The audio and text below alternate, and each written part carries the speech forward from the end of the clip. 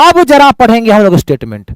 यदि सदिशों को एक बहुभुज की भुजाओं द्वारा एक ही क्रम में, पूछ से सिरा, पूछ से सिरा, पूछ से सिरा, पूछ से सिरा, यही है, एक ही क्रम में निरूपित किया जाता है, तो उनका परिणामी सदिश उस बहुभुज की अंतिम भुजा के विपरीत क्रम में होता है।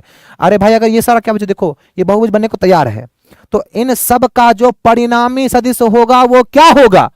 परिणामी सदिश मतलब ये होता है कि हमारे पास मान लो दे दिया गया ए सदिश, बी सदिश, सर सी सदिश, सर डी सदिश।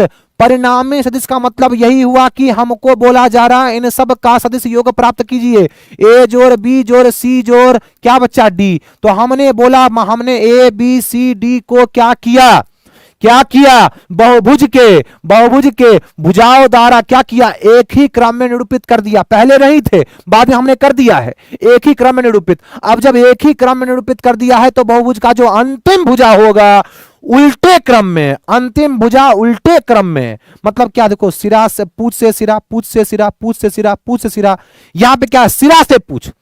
अंतिम जो हमारा भुजा होगा उसको हम उल्टा रख देंगे, उल्टे क्रम में रख देंगे, तो वो जो अंतिम भुजा होगा वही क्या देगा हमें बच्चा? वही क्या देगा? इन सब का परिणामी सदिश देगा। भुजा होता है, देखिए, R = A vector, B vector, C vector, D vector का सदिश योग।